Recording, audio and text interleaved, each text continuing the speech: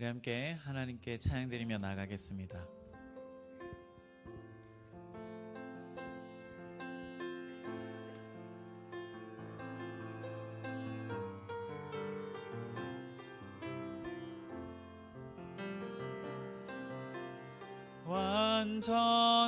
완전하신 나의 주, 그의 길로 날 인도하소서. 행하신 모든 일 주님의 영광 다 경배합니다. 완전하신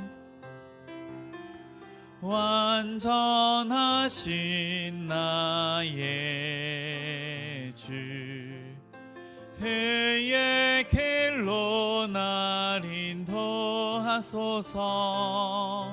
행하신 모든 일 주님의 영광 다 경배합니다. 예배합니다. 찬양합니다. 주님만 날 다스리소서. 예배합니다. 찬양합니다. 주님 홀로 높임 받으소서.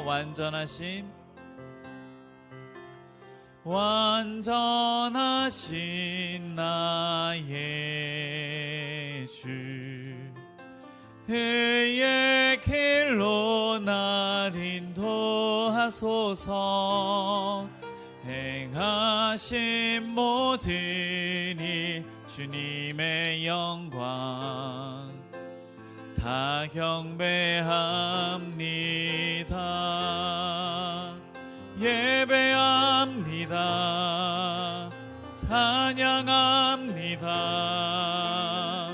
주님만 날 다스리소서.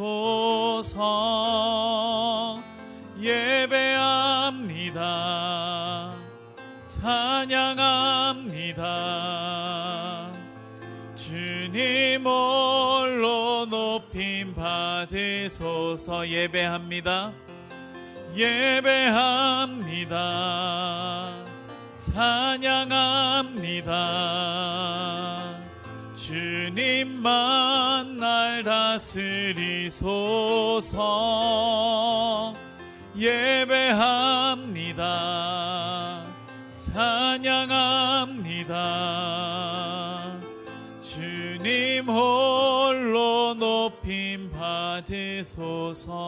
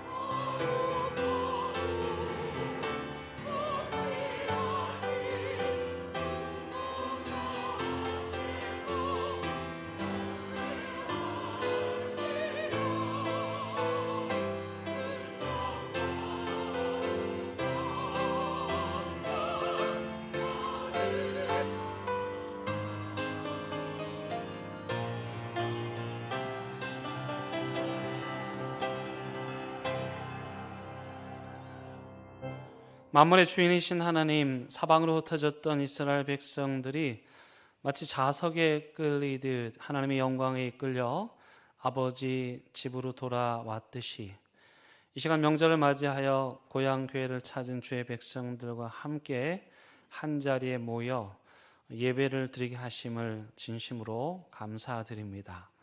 이 자리에 모인 우리 각자의 사연과 형편과 처지는 다 다르겠지만 성삼위 하나님의 이름을 높이는 데는 모두 한 마음이오니 이 시간 우리의 예배를 기뻐 받아 주시기를 예수 그리스도의 이름으로 간절히 기원드립니다. 아멘.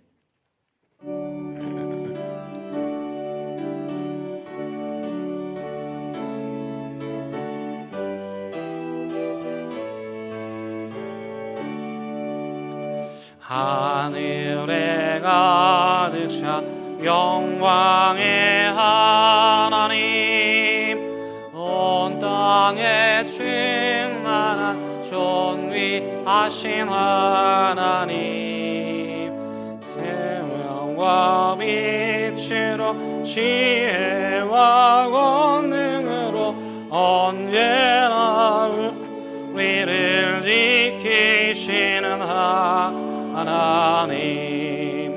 성부와 성자와 성령 삼위의 하나님, 우리 예배를 받아주시옵소서.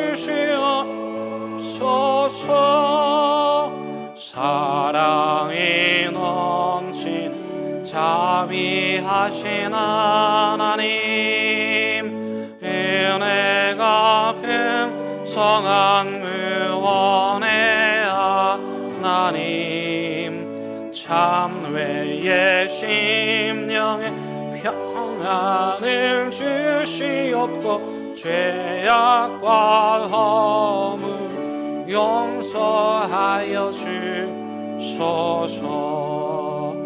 찬송과 영광과 생명 구원의 하나님, 우리 예배를 받아주시옵소서. 연약한 심령을 굳게 세워주시고 우둔한 마음을 지혜롭게 하시고 주의 뜻받들어 참되게 살아가며 주 말씀 용감하게 하소서. 권능과 지혜와 사랑 은혜의 하나님, 우리 예배를 받아주시옵소서.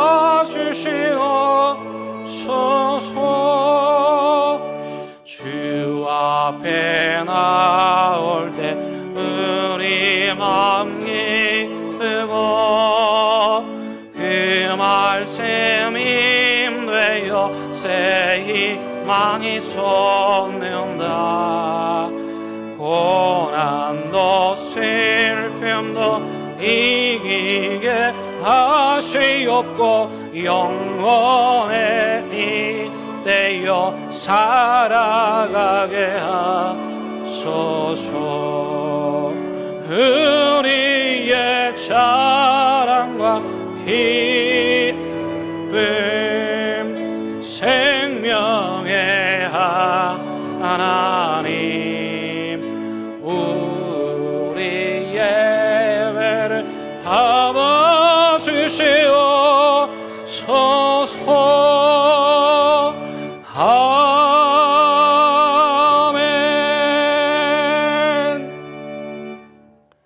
여호와여 일어나옵소서. 하나님이여 손을 드옵소서. 가난한 자들을 잊지 마옵소서.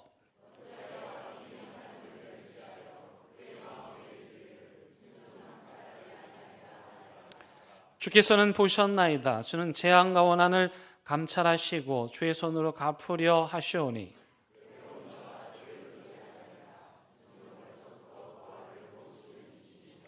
악인의 팔을 꺾으소서. 악한 자의 악을 더 이상 찾아낼 수 없을 때까지 찾으소서.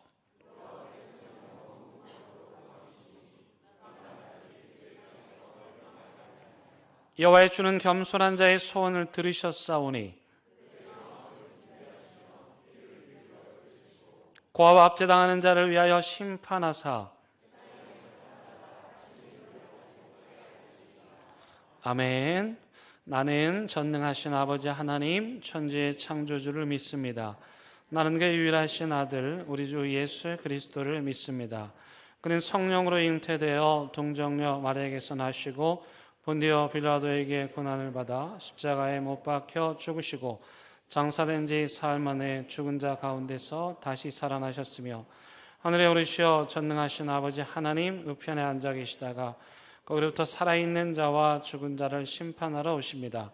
나는 성령을 믿으며 걸어가는 공교회와 성도의 교제와 죄를 용서받는 것과 몸의 부활과 영생을 믿습니다.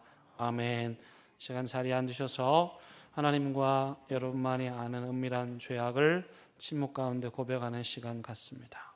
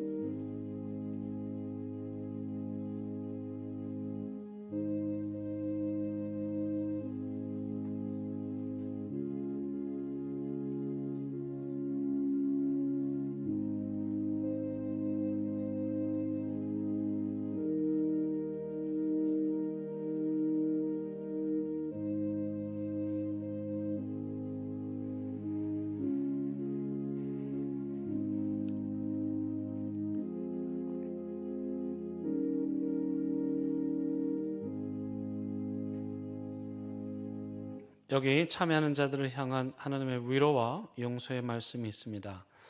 내가 그들의 반역을 고치고 기쁘게 그들을 사랑하리니 나의 진노가 그에게서 떠났음이니라. 내가 이스라엘에게 이슬과 같으리니 그가 백합화 같이 피겠고 레바논 백향목 같이 뿌리가 박힐 것이라.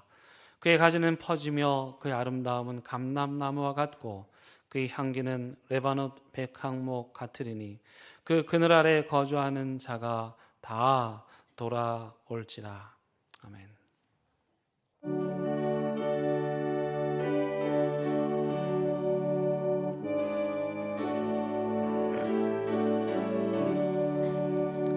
이 세상 엄하고 나 비록 약하나 늘 기도 힘쓰면 큰 원행 얻겠네. 주의 은혜로 대속받아서 비와 같이 붉은 주의 눈같이 이겠네.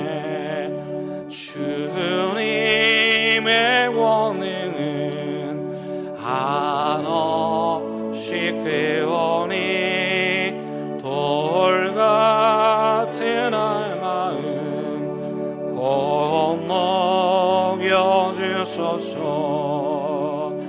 주의 은혜로 대속받아서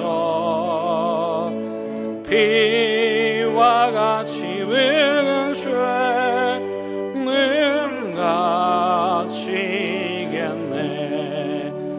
내 마음이 약하여 늘 넘어지오니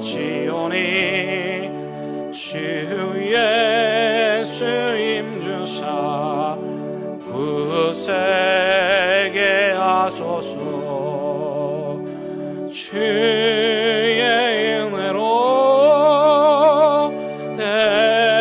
대속받아서 피와 같이 붉은 주의 눈같이 이겠네. 죄사함 받은 후 새 사람 되어서 주 앞에 늘 찬송하겠네. 주의 은혜로 알아서 비와 같이 붉은 쇠는 가시겠네. 아멘.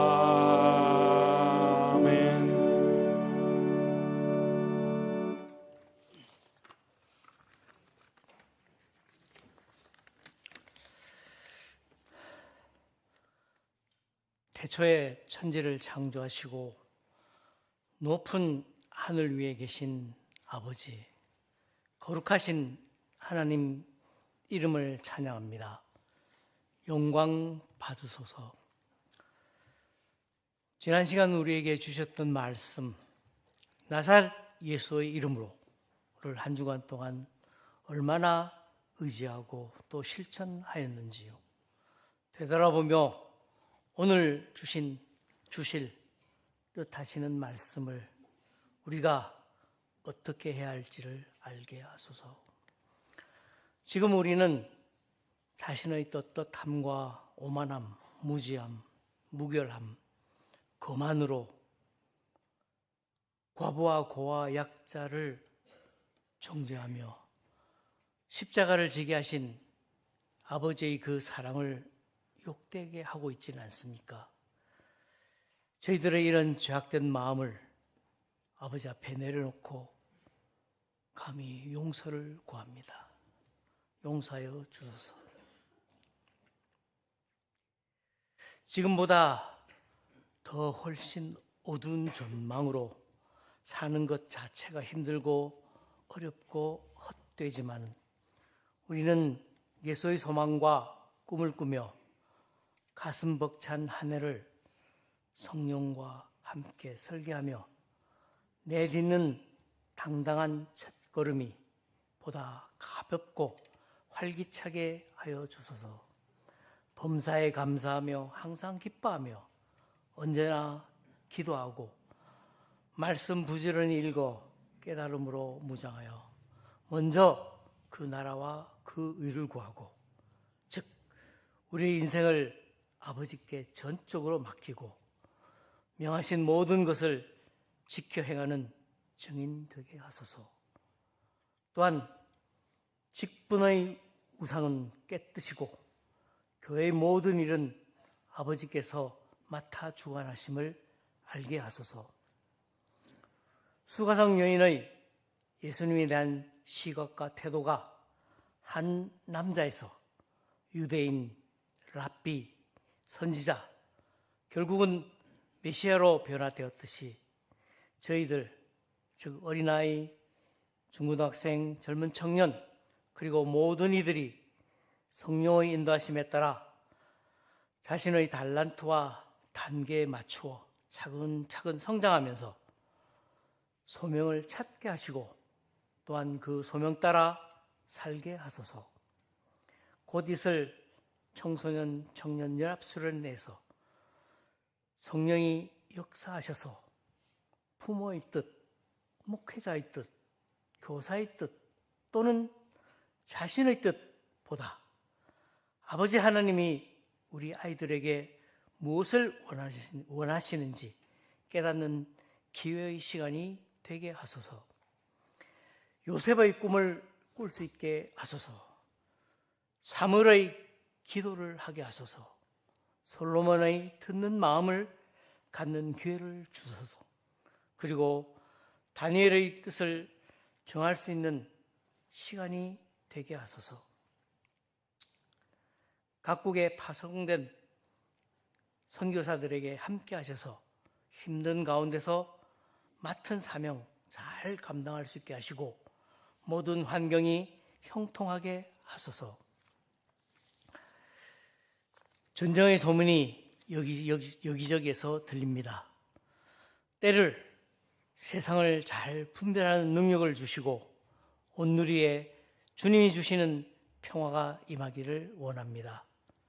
할렐루야 찬양대의 찬양으로 하나님께 영광 돌려드리며 전하는 말씀, 설교란 무엇인가 찬양으로 함께 은혜 주셔서 잔잔하게 저희 마음을 움직이며 한 주간 동안 생활 속에 실천함으로 생명력이 살아 솟구치게 하소서.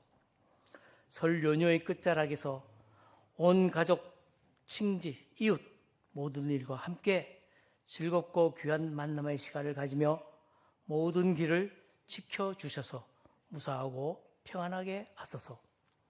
병든 환우들과 물질과 세상 고민으로 걱정하는 이들에게 들의 백화파처럼 공중에 나는 새처럼 꾸미시고 입히시고 먹여주시고 채워주신다는 것을 깨닫고 알게 하소서. 예배를 준비한 손길에도 축복하시고 언제나 함께하여 주소서. 대한의 모든 가족이 서로 사랑하며 하나님께 영광 돌리고 성령 충만하기를 원하며 십자가의 피로 우리를 구속하시고 세상 끝날 재림하실 예수님 이름으로 기도드립니다.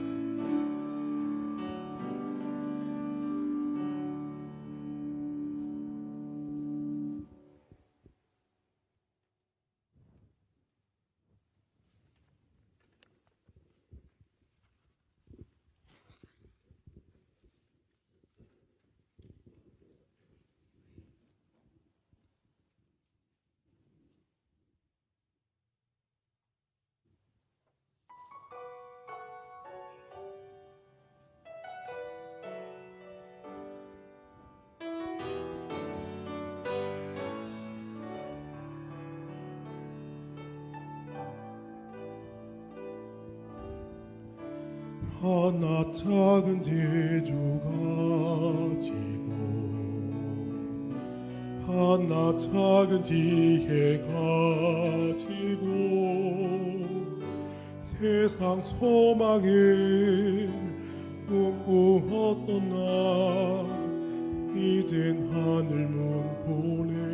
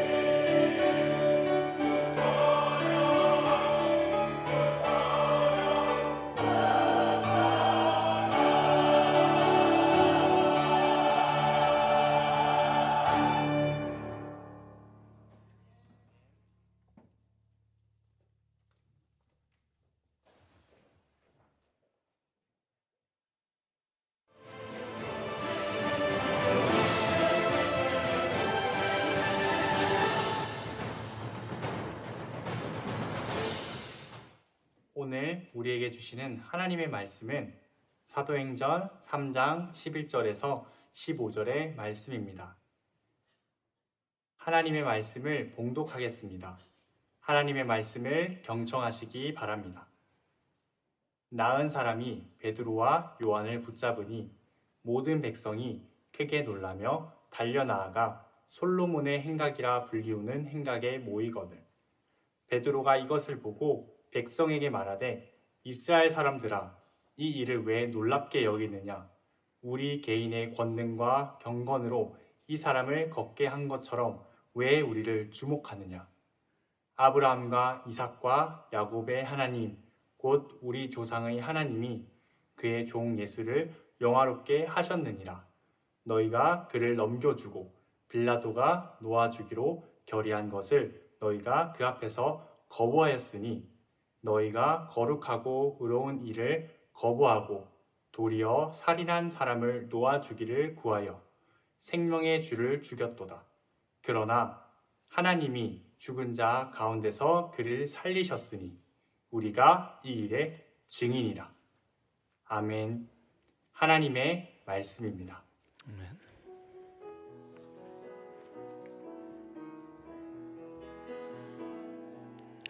이 말씀 따라 사는 동안 지치지 않게 하시고 이 말씀 따라 사는 동안 주님 나라 이루소서. 오늘 명절 연휴 기간인데 이렇게 우리 변함없이 예배 찬양대 지켜주신 우리 할렐루야 찬양대 원분들께 우리 감사의 마음을 담아서 박수 한번 하면 좋겠습니다. 감사합니다. 네. 명절 며느리 자리보다 여기가 더 좋은가요? 제가 신학대학원 다닐 때 설교학 수업을 들었습니다. 저에게 설교학을 가르쳐 주신, 영향력을 끼쳐 주신 교수님이 세 분이십니다. 첫 번째는 현재 장로회 신학교 총장님이신 김은용 총장님이시죠. 몇 해 전에 우리 교회에 오셔서 부흥회를 인도하시기도 했습니다. 저는 이 김은영 교수님을 통해서는 설교를 구성하는 데 있어서 논리의 치밀함을 배울 수 있었습니다. 그리고 두 번째 설교학 교수님은 주승중 교수님이신데요. 이 주승중 교수님은 여러분들이 잘 아시는 주기철 목사님의 친손자이십니다.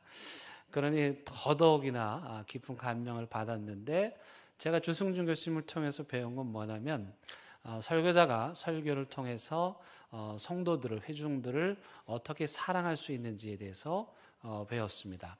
마지막 세 번째는 정장복 교수님이신데 이분은 우리 장신대에서도 엄격하시기로 소문이 난 분이셨습니다. 마치 사관학교의 교관처럼 우리를 생도로 대하셨는데요. 그분 수업 때가 되면 수업 시작이 딱 되는 순간 교실 문을 잠궈 버리십니다. 그래서 1초라도 늦으면 못 들어가는 거예요.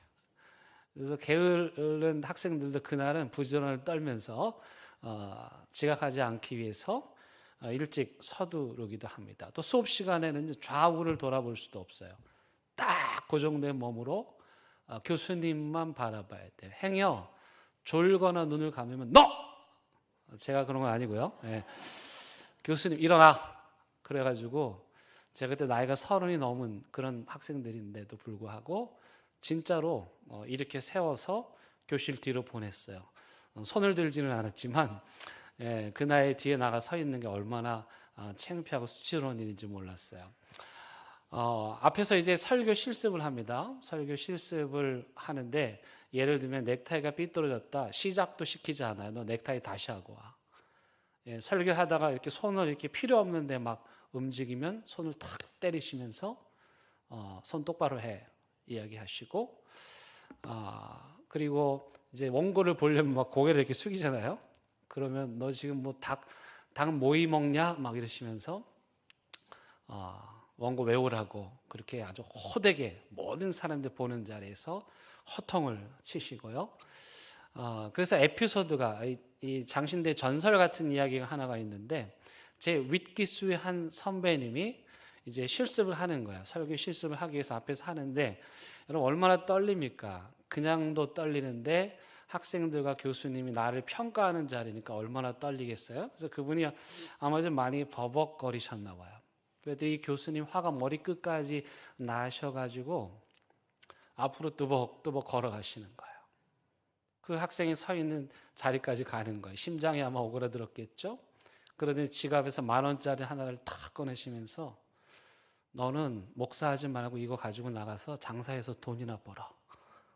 이런 말씀하시는 거예요. 그럼 엄청난 충격이, 그 학생도, 그 자리에 있는 다른 학생들도, 또 그 이야기를 듣는 우리들에게도 공포였죠.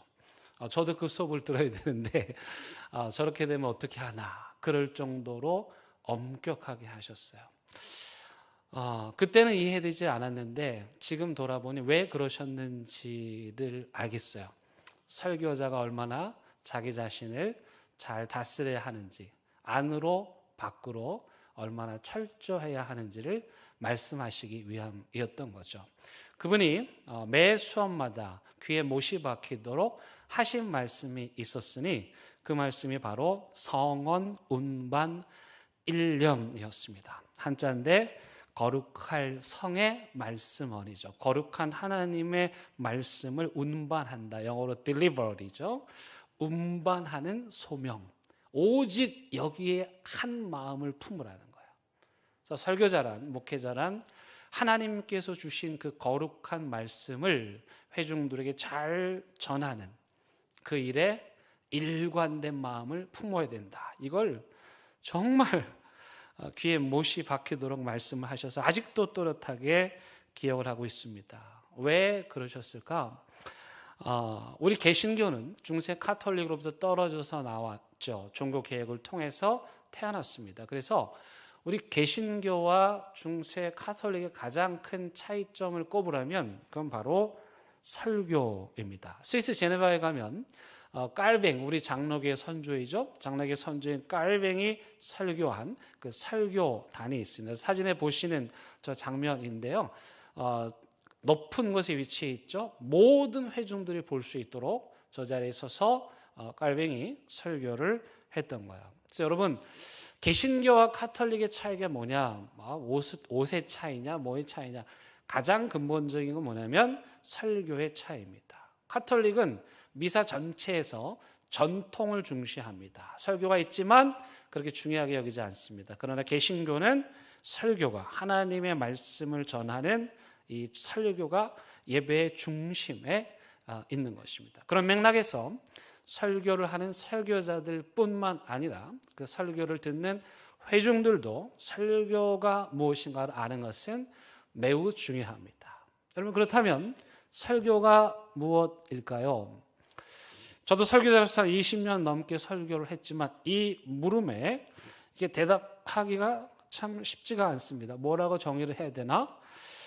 그래서 오늘은 제가 베드로의 설교를 빌어서 설교가 무엇인가에 대해서 여러분들과 함께 생각해 보려고 합니다. 왜냐하면 오늘 본문은 바로 베드로의 설교, 우리 개신교 최초의 설교자인 베드로의 두 번째 설교이기 때문입니다. 12절 말씀에 보면 베드로가 이것을 백성에게 말하되라고 되어 있죠. 이게 설교했다는 것입니다.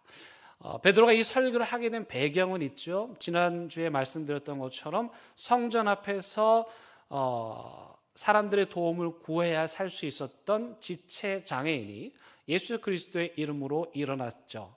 치유가 된 거죠. 기적이 일어난 겁니다. 그래서 예루살렘 성 안에 많은 사람들이 이 일로 인해서 소동하고 호기심을 가지고 궁금해하며 베드로가 있었던 솔로몬의 행각으로 뛰어간 거죠.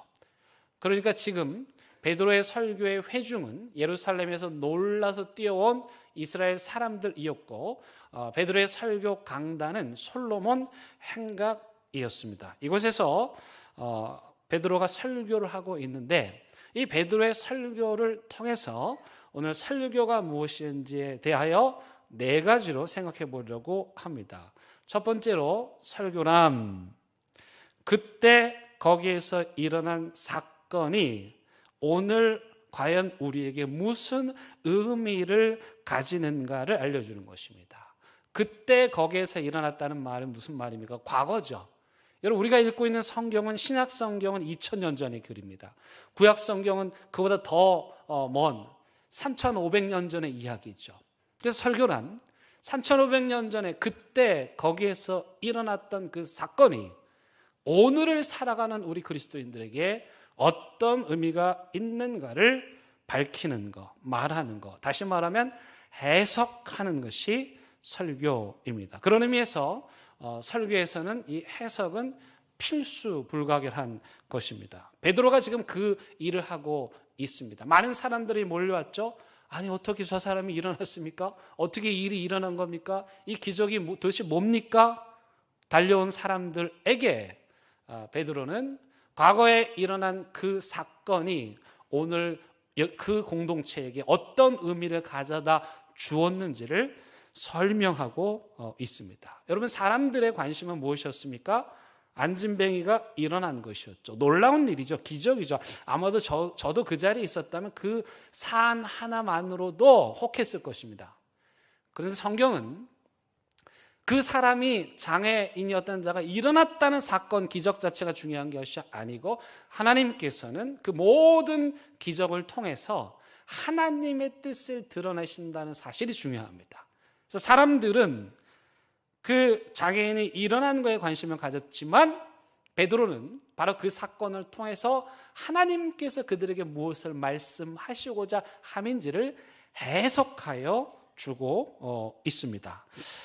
그래서 이 베드로는 구약의 인물들 3명을 불러옵니다. 왜냐하면 이스라엘 사람들이 이 3명을 너무나도 존경했기 때문입니다. 첫 번째로 그가 소환한 분은 모세이죠. 22절, 23절에 보면 모세의 말을 베드로가 그대로 인용합니다. 베드로도 구약의 정통한 사람이었다는 것을 알 수가 있죠. 여기서 이렇게 말씀합니다. 모세가 말하되, 너희들 잘 들어봐. 모세가 말하되 주 하나님이 너희를 위하여 너희 형제 가운데서 나 같은 선지자 하나를 세울 것이니, 이 나 같은 선지자가 누구냐? 예수님이라는 거예요. 너희가 무엇이든지 그의 모든 말을 들을 것이라. 누구든지 그 선지자의 말을 듣지 않은 자는 백성 중에서 멸망받으리라 하였고. 자, 보세요. 지금 베드로가 2000년 전 베드로가 솔로몬 행각에서 그 회중들을 향해서 과거에 그들이 알고 있었던 텍스트의 말씀을 해석하고 있죠. 그 사건의 의미는 무엇이냐? 모세가 나와 같은 선지자가 일어나서 이제 온 인류를 구원하고 그 생명들을 건지고 일으킬 것입니다. 이 모세가 말한 그 사람이 누구냐? 그게 오늘 당신들이 죽인 예수 그리스도라는 거예요. 그때 그 사건이 그 베드로 당시에 설교를 듣는 사람들에게 어떤 의미를 가지는지를 설명하고 있는 거예요.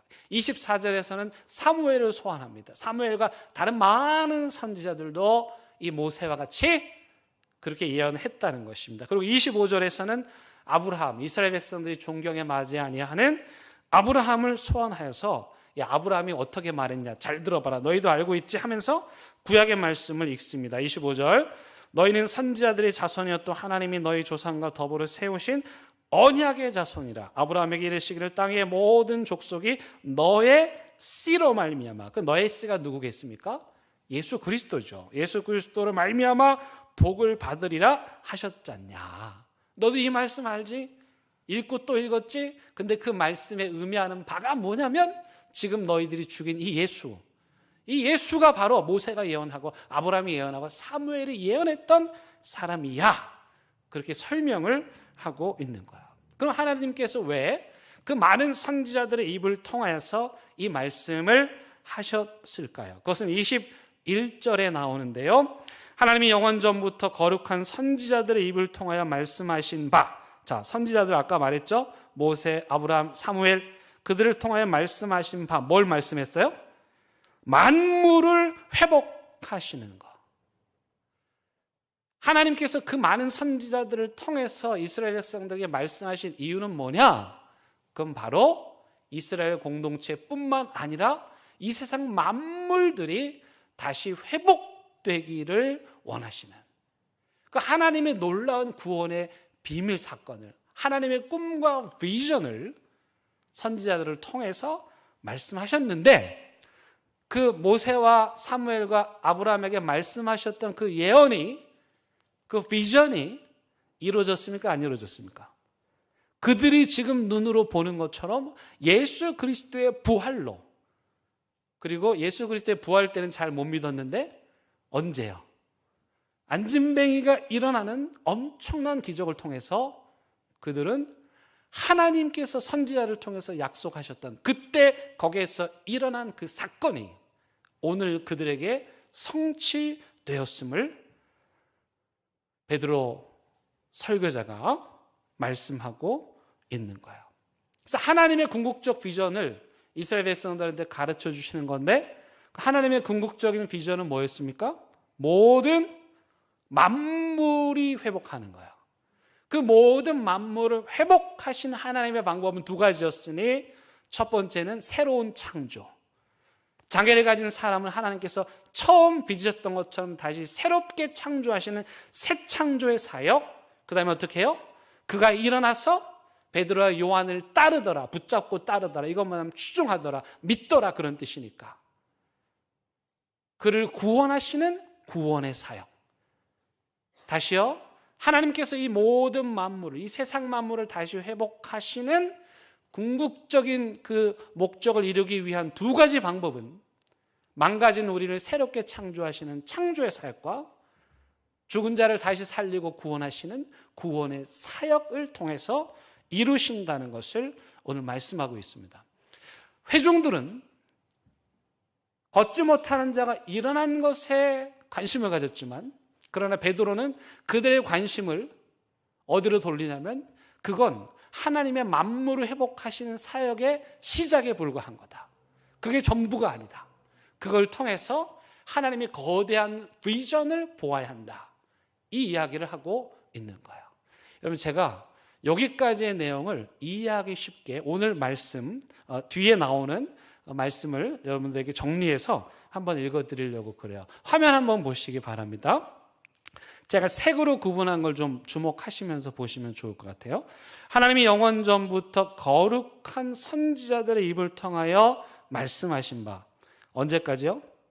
만물을 회복하실 때까지는 하늘이 마땅히 그를 받아두리라. 모세가 말하되 주 하나님이 너희를 위하여 너희 형제 가운데서 나 같은 선지자 하나, 즉 예수 그리스도를 세울 것이니 너희가 무엇이든지 그의 모든 말을 들을 것이라. 누구든지 그 선지자의 말을 듣지 아니하는 자는 백성 중에서 멸망받으리라 하였고, 또한 사무엘 때부터 이어 말한 모든 선지자도 이때를 가리켜 말하였느니라.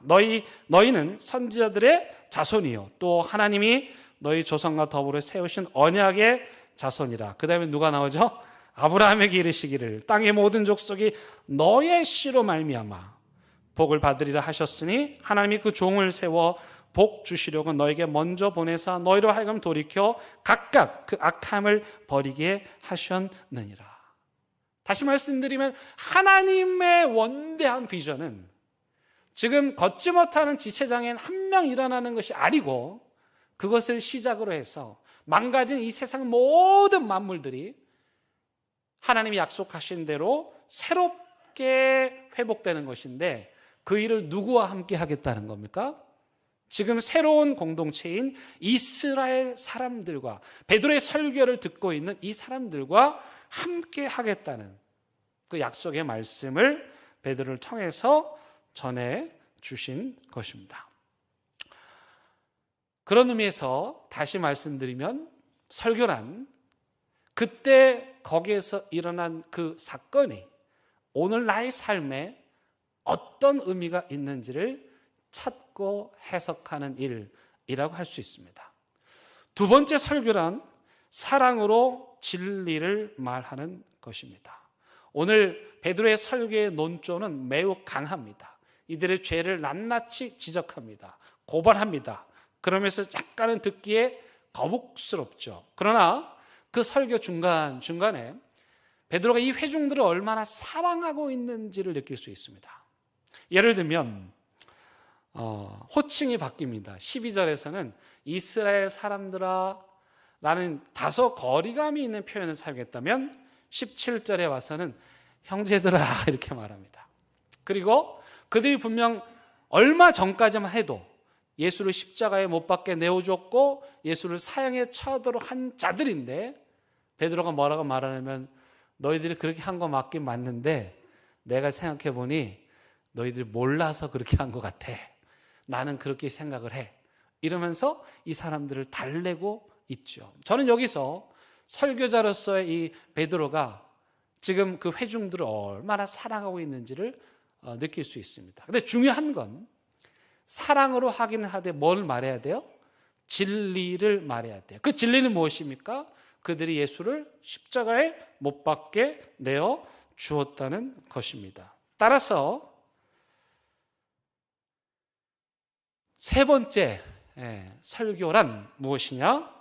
회중들이 듣고 싶어 하는 말이 아니라 꼭 들어야만 하는 말을 전하는 것입니다. 오늘 본문에 따르면 베드로가 너희들이 예수를 죽였다.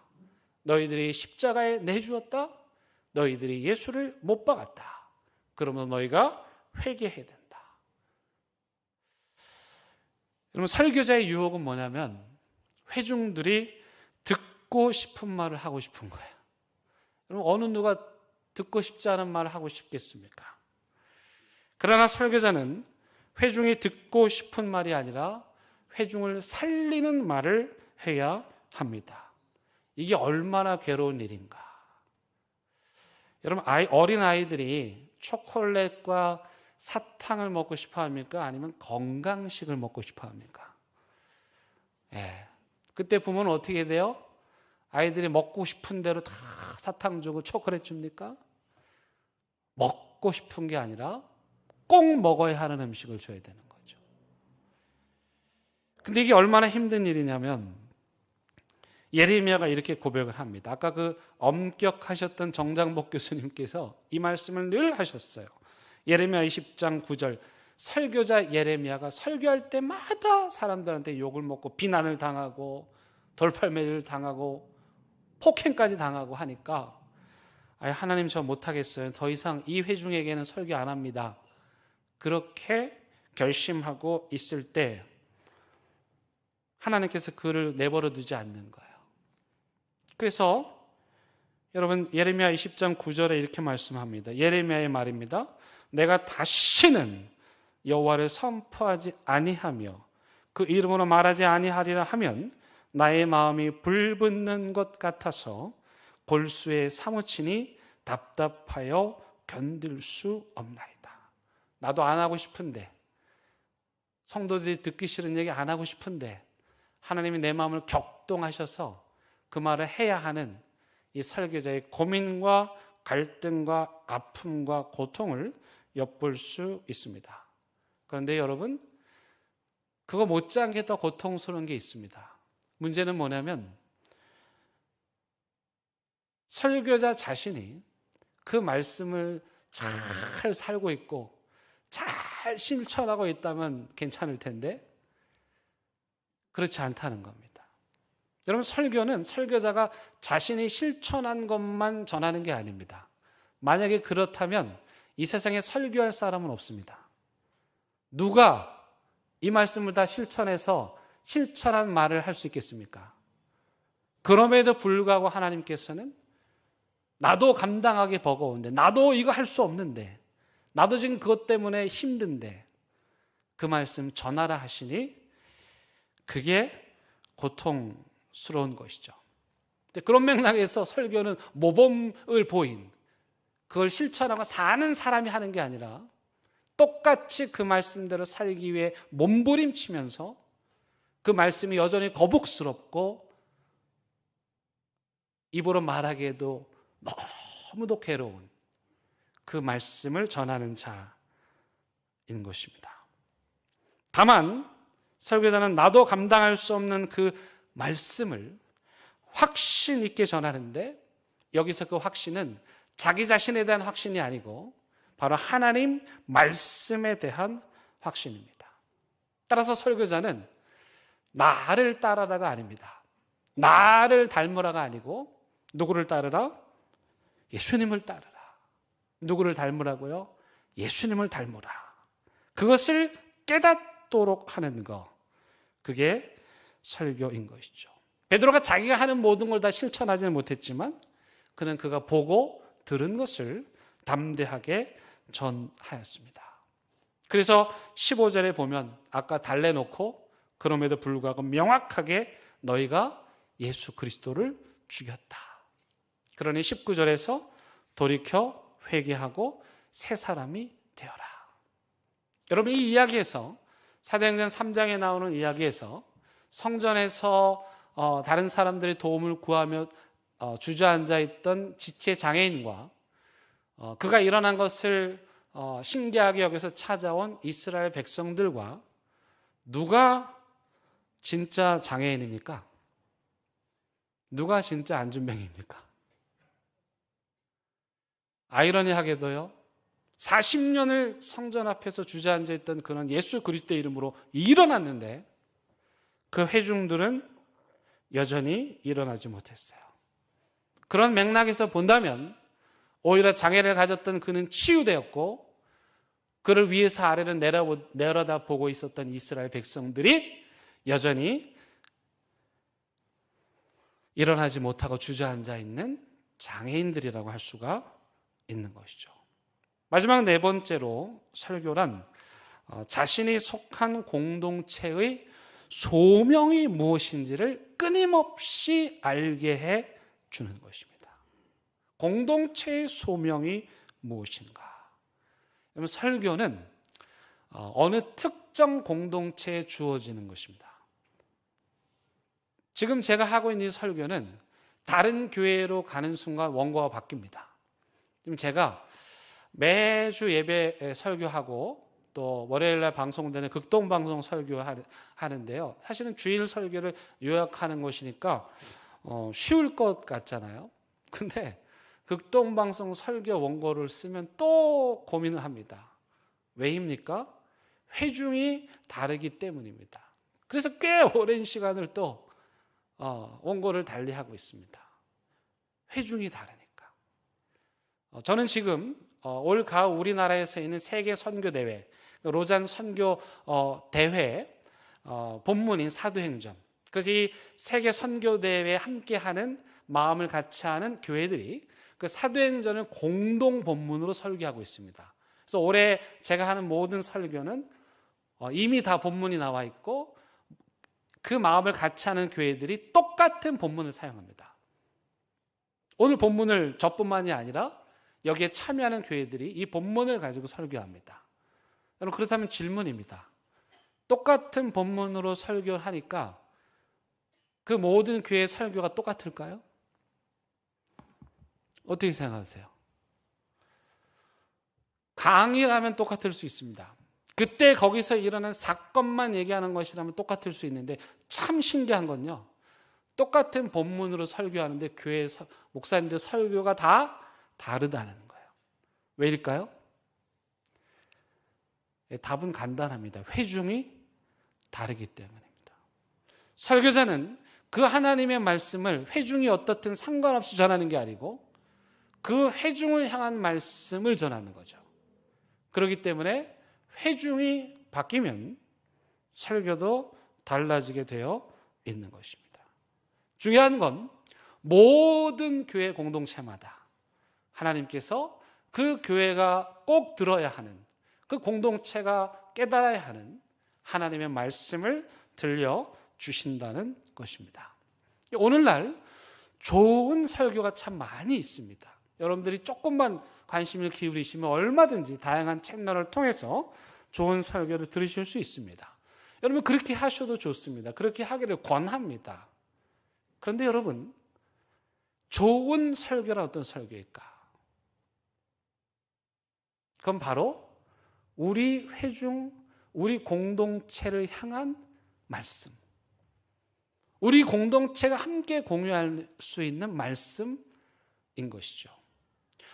다른 교회 다니시는 한 권사님께서 우리 교회 온라인 예배에 또 제가 설교하는 거, 성경 공부하는 거를 다 듣고 계십니다. 간간히 문자도 보내오시면서 목사님 말씀 잘 듣고 있다고 연락하십니다. 근데 제가 그분께 너무 고마운 문자를 한번 받았습니다. 이런 내용이었습니다. 목사님 말씀을 통해서 제가 만나 뵙지는 못하지만 온라인을 통해서 잘 듣고 있습니다. 감사합니다. 근데 그 뒤에 이렇게 썼습니다. 그런데요, 목사님, 저는 목사님의 설교를 듣기 전에 먼저 우리 교회 담임 목사님의 설교를 듣습니다. 이게 무슨 말씀입니까?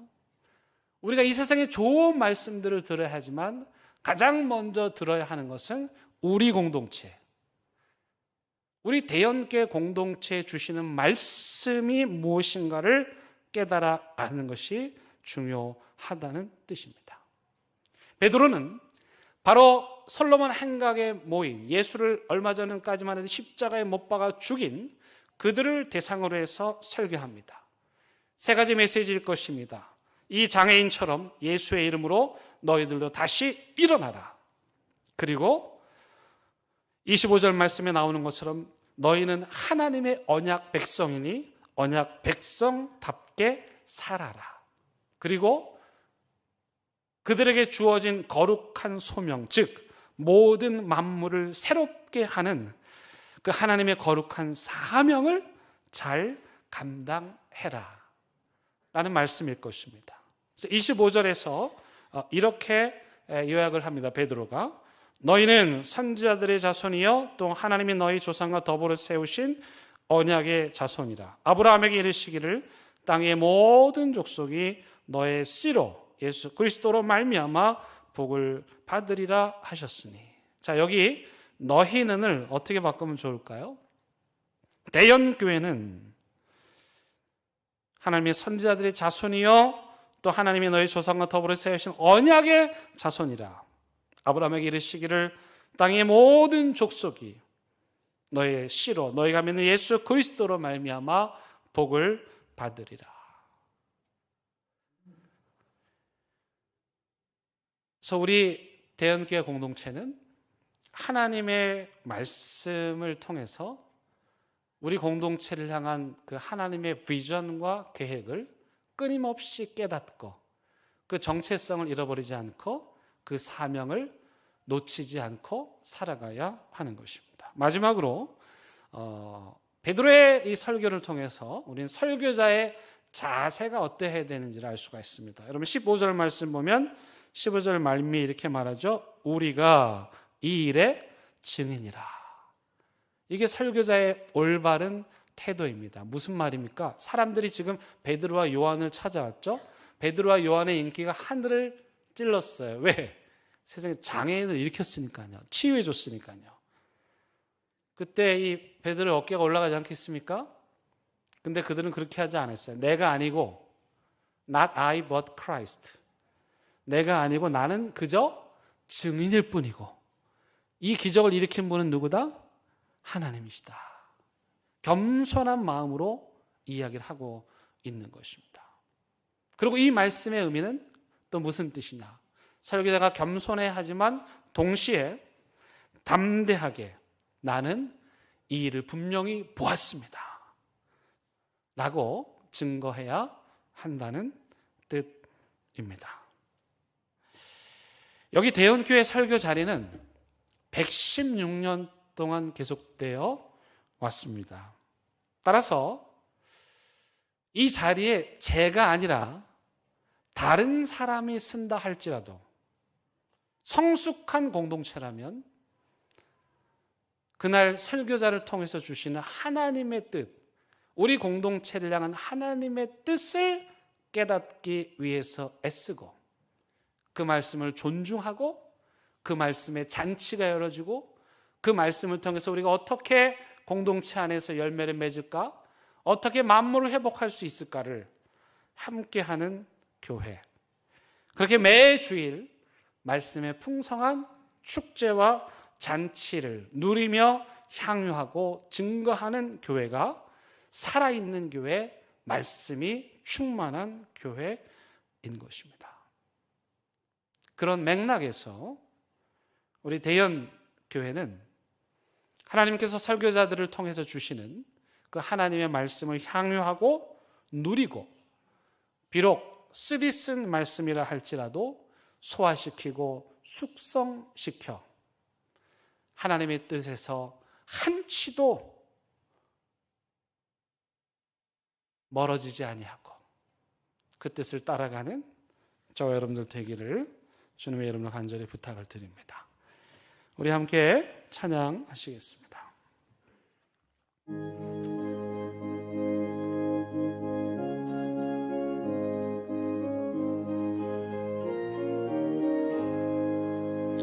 나의 사랑하는 책 비록 헤어졌으나 어머니의 무릎 위에 앉아서 재미있게 듣던 말 그때이는 지금도 내가 잊지 않고 기억합니다.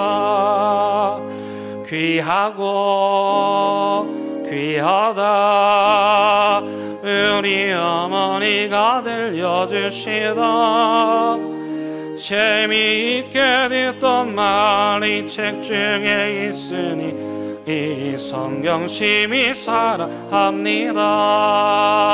옛날 용맹스럽던 다니엘의 경험과 유대 임금 다윗 왕의 역사와 주의 선지 엘리야 바람 타고 하늘에 올라가던 일을 기억합니다.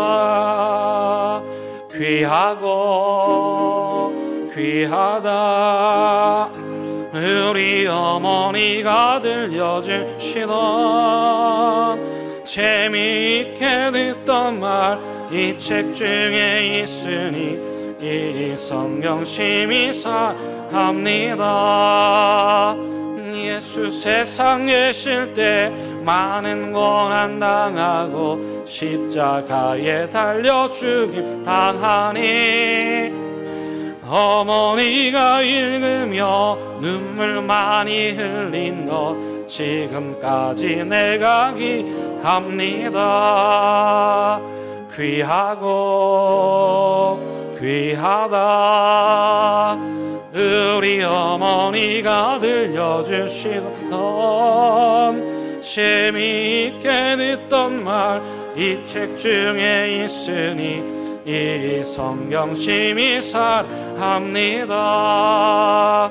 그때 일은 지나고 나의 눈에 환하고 어머니의 말씀 기억하면서 나도 시시때때로 성경 말씀 읽으며 주의 뜻을 따라 살려 합니다.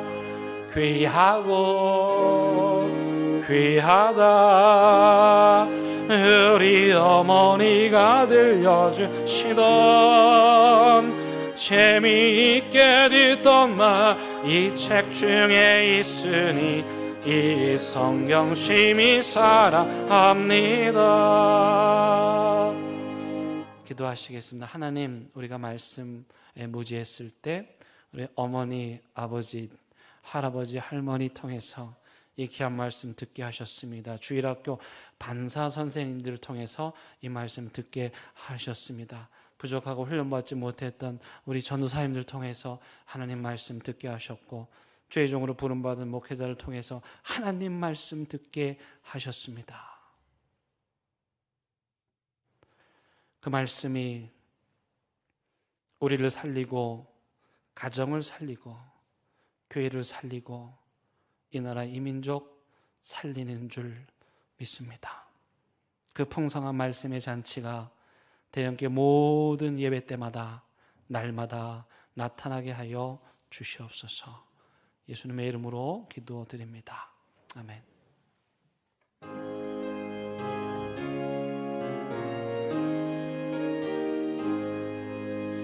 진리와 생명 되신 주 이 몸을 바치옵니다. 믿음과 소망 사 한 마음 되게 하소서. 아멘. 하나님, 이 시간 주신 말씀 감사하여 귀한 예물 하나님께 올려 드립니다. 이미 그 마음의 고백을 받아주신 줄로 믿사오니 이들의 삶이 넉넉하고 풍성하도록 주님 채워 주시옵소서. 명절 맞아 만나는 모든 가족들, 모임들, 둘러앉은 식탁 공동체 위에 하나님의 평안과 샬롬 가득 부어 주옵소서. 예수님의 이름으로 기도드립니다. 아멘. 이제 함께 인사 나누시겠습니다. 잘 오셨습니다. 예, 반갑습니다. 예. 우리 교회 어르신들이요, 명절 때만 되면 어깨가 이렇게 올라가십니다. 자녀들, 손주들하고 함께 와서 예배드리면 세상에 얼굴이 환해지십니다. 그래서 여러분, 여기 지금 부모님과 또 할아버지, 할머니와 함께 오셔서 예배드리시는 분들, 여러분들이 오래 할 효도를 다 하신 겁니다. 잘 오셨고요. 환영합니다. 우리 명절 맞아 고향교회에 찾아온 우리 성도님들 큰 박수로 환영하도록 하겠습니다. 네, 잘 오셨습니다. 감사합니다. 네. 우리 이 시간에는 우리 영유아 유치부 아이들이 여러분들께 세배하도록 하겠습니다. 세뱃돈 준비하시고. 네.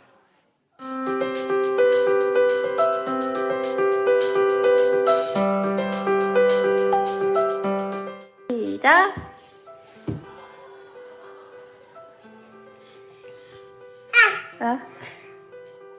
새해 복 많이 받으세요.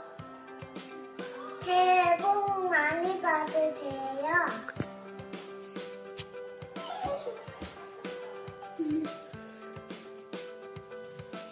새해 복 많이 받으세요. 새해 복 많이 받으세요.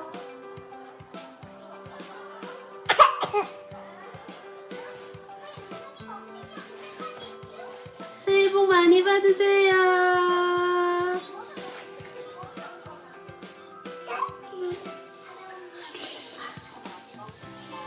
새해 복 많이 받으세요. 강희 인사.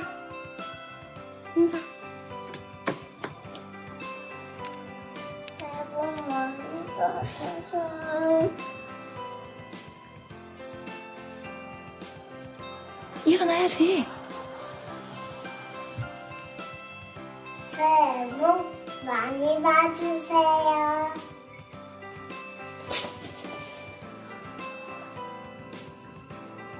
새해 복 많이 받으세요.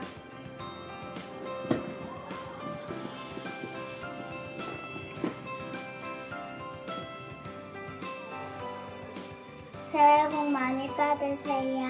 사랑해요. 새해 복 많이 받으세요. 사랑해요. 감사합니다. 우리 큰 박수로. 네, 세뱃돈은 끝나고 저희 올라가셔가지고 여러분 주시면 되겠습니다. 명절 연휴 기간 예배 내용 참고하시고요. 이번 주 수요일부터 사순절이 시작됩니다. 사순절 경건, 달력, 그리고 저금통 나눠 드렸습니다. 기쁜 마음으로 참여해 주시기 바라고요. 우리 수련회, 청소년 청년부 수련회가 이번 주 목금토 교회에서 있습니다. 좋은 강사분들 모시고 우리 말씀 집회 준비하였습니다. 우리 기도로 준비한 우리 선생님들 위해서 계속 기도해 주시고 많은 아이들 참여할 수 있도록 독려해 주시면 감사하겠습니다. 우리 이기경 전입 권사님, 또 서정훈 성도님, 우리 교회 교인이 되시고 새가족 교육을 잘 마쳤습니다. 교육하신 분, 또 받으신 분 모두를 축복하며 큰 박수하도록 하겠습니다. 네, 그 다음에 황선영 성도님, 김소래 성도님 가정에 하나님께서 귀한 생명, 지원이 주셨습니다. 너무 예쁘죠? 예쁘다 그래야 돼요? 잘생겼다 그래야 돼요? 우리 큰 박수로 축복해 주시기 바랍니다. 네, 다 함께 일어나셔서 오늘 결단의 찬양 부르시겠습니다.